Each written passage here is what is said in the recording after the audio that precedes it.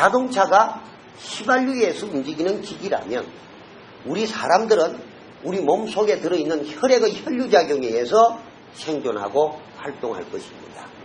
만약에 내 몸속에 들어있는 이 혈액이 건강하시면 우리의 건강이 좋으신 것입니다.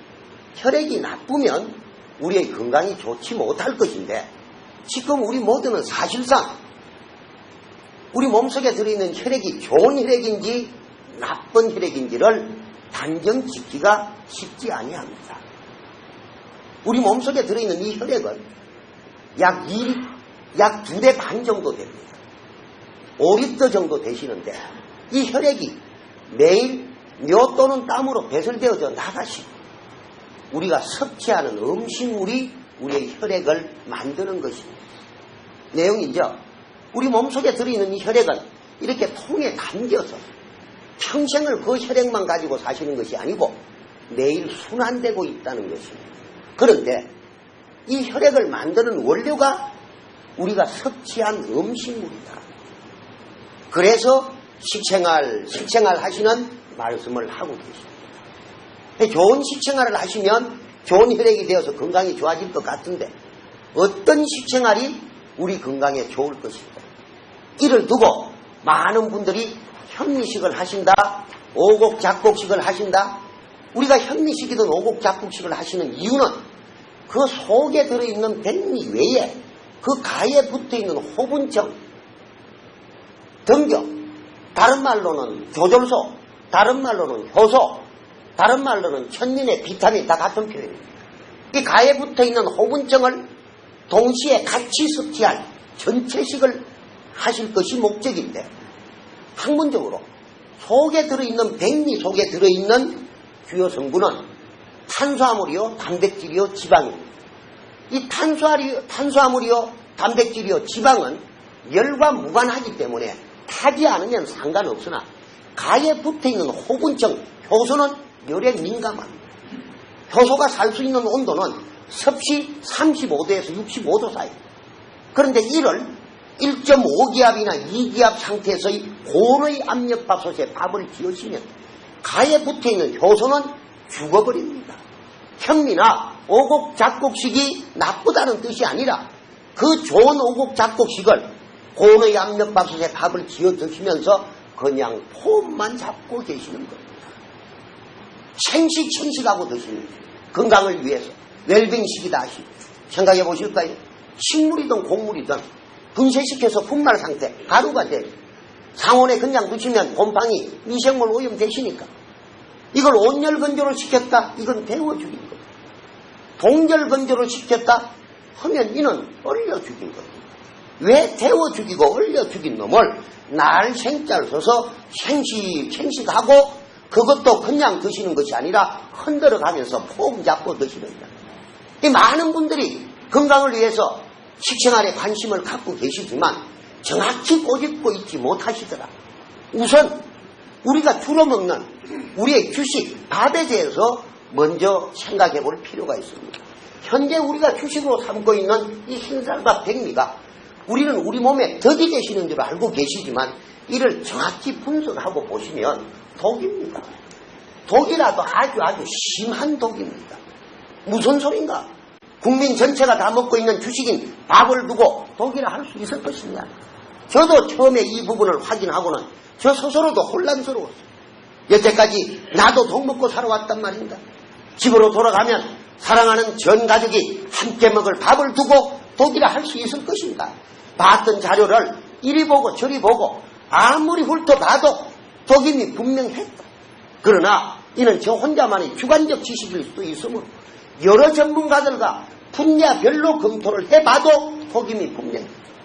해서 저는 약 10여 년 전부터 대한민국 국민 전체의 건강을 바로잡기 위해서는 주식인 백미가 잘못된 독입니다 하는 말씀을 신문의 칼럼을 통해서, 잡지의 기고를 통해서, 대학원의 강연을 통해서, 또는 이렇게 주어지는 강연 등을 통해서 백미는 독입니다 하는 말씀을 외치고 있는 사람입니다. 현재 우리가 주식으로 삼고 있는 이 흰쌀밥 백미를 우리 모두는 조상 대대로 먹어왔던 것으로 착각하고 계십니다. 이 흰쌀밥 백미를 실질적으로 먹게 된 시기는 사실상 일제시대 때에 정미소가 생기면서부터 백미 먹게 되었지, 그 전에 우리 선조들은 연자방아나 지질방아나 절구 등에 의해서 지은 현미를 주식으로 삼아왔습니다.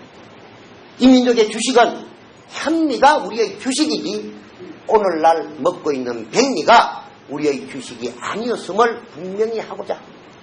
생각해 보실까요?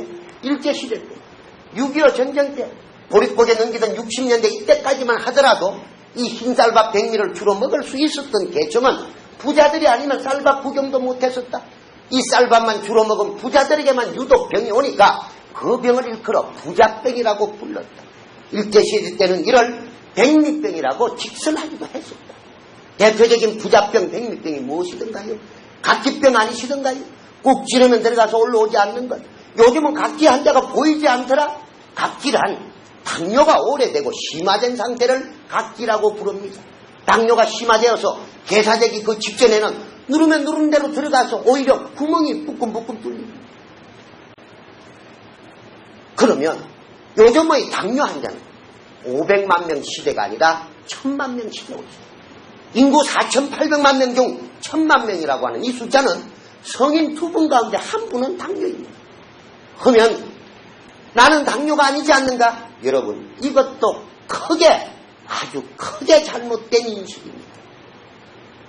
현대의학적으로 당 수치를 110이다 120이다 기준을 정해놓으시고 높으면 당뇨요, 낮으면 비당뇨로 구분할 따름이지, 당 수치가 높지 않은 내 부모님이 당뇨 합병증인 녹내장, 백내장에 오시는 것은 어떻게 설명할 것입니까? 당 수치가 높지 않은 내 부모님이 중풍 치매로 쓰러지는 것은 어떻게 설명할 것입니까? 당 수치가 높지 않은 우리도 화장실에서 너를 보시면 거품이 일어나, 산에 가서 너를 보시면 개미떼가 덤빕니다. 왜 덤빌까요? 달달하니까 덤비더라. 이것이 70년대 80년대에 들어서 60년대부터 시작해서 국민 전체가 경제 성장해서 쌀밥을 다 드시게 돼요. 누가 많이 드셨을까요? 어른들 아닐까요? 부자병이라고 하는 이름이 어른병이라고 하는 이름만 바뀌는 형태였습니다. 이것이 90년대 2000년대 오늘날에 와서는 어른들한테만 이런 현상이 일어나시는 것이 아니시더라. 태어날 때부터 아토피를 안고 태어난다. 초등학생들이 병적 비만 상태다. 비만을 왜 현대병이라고 부르던가?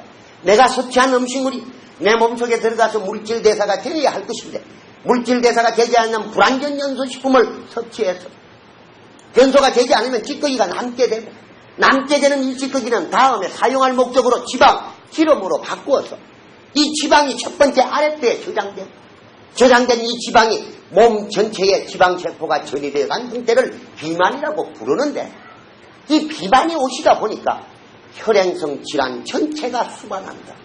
비만 현대병 맞다. 20대 초반의 아가씨가 자궁암으로 고생합니다. 30대 초반의 젊은이가 중풍으로 쓰러집니다. 운 나쁘면 이 장소에 누구도 언제 어느 시간에 그러한 일이 오지 않는다고 단언하실 수 있는 분 한 분도 안 계십니다. 누구한테 나이에 상관없이 온다. 성인병 노인병이라고 하는 용어가 맞지 아니하다. 병명 바꾸자 해서 바꾼 병명이 현대병 아닐까요? 머리가 아프면 두통이고 이빨이 아프면 치통일 텐데 현대병이란 과연 어디가 아픈 병명을 두고 현대병이라고 부르든가. 약을 만들던 입장에 있던 사람으로서는 약 만들어야 되는데 헷갈리더라. 원인을 알아야 약 만들 거 아닌가. 현대병의 원인이 무엇이든가. 학생들이 공부하는 책을 보자. 현대병이 오는 이유 첫째, 영양섭취의 불균형에서 현대병이 온단다. 말 안 되는 말씀이다. 옛날에는 진수성찬으로 식사를 하셨기 때문에 현대병이 없었답니다. 인스턴트, 접촉가공식품을 많이 먹어서 현대병이 오신다면 지금 중풍 오시고 치매 오신 내 부모님이 평생을 피자나 햄버거나 라면 등의 인스턴트 식생활을 하셨던가? 아니지 않는가? 아니지 않는가? 내 부모님 죽어가고 있는데도 아직도 교과서에서는 잘못된 현대병의 원인을 가리키고 있다. 현대병 해결하기가 쉽지 않다. 운동 부족에 의해서 현대병이 온단다. 운동 부족? 옛날에 에어로빅이 있었습니까? 옛날에 헬스클럽이 있었습니까? 현대병의 원인을 분명히 찾자. 현대병이 오는 이유, 이러한 부분 등에 대한 원인을 정확히 못하고 있다 보니까 전 국민이 다 헷갈려요. 1980년도 미국 뉴욕에 위치하고 있는 코넬이라고 하는 유명한 대학이 있습니다. 이 코넬 대학에서 이 흰쌀밥 백미를 가지고 동물 임상 실험을 한 그 결과를 발표한 레포트 보고서에야 A라고 하는 동물 그룹에게는 먹이는 주지 않고 물만 줘.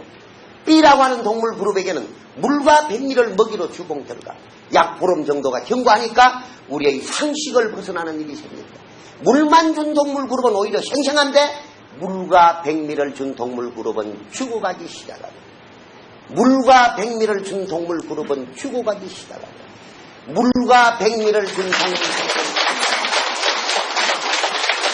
이 현상을 두고 의학적으로는 산독증이라고 그럽니다. 산독증이라 백미가 산성식품일까요? 알칼리성식품일까요? 백미가 산성식품이라고 하는 사실은 주기의 사실입니다. 산성식품을 집중적으로 먹어서 먹은 음식에서 내 혈액은 산성혈액이 조혈되어 이 산성혈액에서 내 세포는 산성세포로 세포 분열을 했고 이 산성세포가 내 몸 전체에 전이되어져 가서 내 체질은 산성체질이 되셨고 우리의 주식 백미가 독이라 부를 수 있는 법적 근거 자료는 뭐든가 1975년도 일입니다. 미국 국민 전체의 4분의 1이 병적 비만 상태로 아마도 요즘의 우리와 같은 이런 현대병 등으로 미국민 전체가 고생을 하게 되죠. 미 의회 상원에서 우리가 잘 알고 있는 암살당했던 존 F 케네디 대통령의 동생인 에드워드 케네디 상원의원과 조지 맥거번이라고 하는 미국의 민주당의 대통령 후보까지 나왔던 볼륨 있는 상원의원 2명이 이 현대병의 원인을 밝히기 위해서 미 국회 내에 국민 영양문제 특별위원회라고 하는 위원회를 만듭니다. 미국 정부 예산을 받아서 전 세계 30여 개국의 나라에서 약 280여 명의 현대병과 관련된 최고의 박사들을 미국으로 불러 모으고 미국의 전 대학 연구소가 공동해서 참여하고 영국의 왕실연구소까지 공동 참여해서 약 2년간에 걸쳐서 현대병의 원인에 대해서 조사하고 연구하고 심의하고 분석한 연후에 1977년 1월 4일날 미 의회의 단상에서 현대병은 이것입니다라고 보고한 보고서 레포트가 현재 현대병의 교과서로 통하고 있는 맥거번 보고서입니다. 상원위원장 이름입니다. 이 5,000페이지에 달하는 맥거번 보고서가 밝힌 현대병의 원인은 다 알고 계시는 내용이에요. 잘못된 식생활, 한마디로 식원병으로 규정짓습니다. 식사가 원인이 된 병이 현대병이다라고 하는 내용이 이 맥거번 보고서의 핵심적인 내용입니다. 그런데 이 맥거번 상원위원장이 이 현대병의 원인을 미 상원에서 보고할 때 의회의 단상에서 눈물로 울면서 보고한 유명한 보고서입니다. 정치 문제도 아니고 개인의 신상 문제도 아닌 현대병의 원인을 보고하면서 내용이 어떠했길래 미 상원위원장이 눈물로 울면서 보고했던가. 울면서 보고한 그 서두의 시작은 이렇습니다. 인류는, 우리 모두는 현재의 식생활을 바꾸지 아니하면 혈행성 질환으로 뒤틀려서 고생하면서 다 죽는다. 그 다음 기제는 더 구체적으로 옵니다. 현재 흰밀가루를 먹고 있는 밀문화권, 미국과 유럽권은 현재 흰밀가루에서 우리의 현미에 해당하는 통밀식으로 돌아가지 않으면 멸망하고 현재 흰쌀 백미를 먹고 있는 벽시문화권, 동양권은 현재 흰쌀 백미에서 이전의 현미식으로 돌아가지 않으면 멸망한다는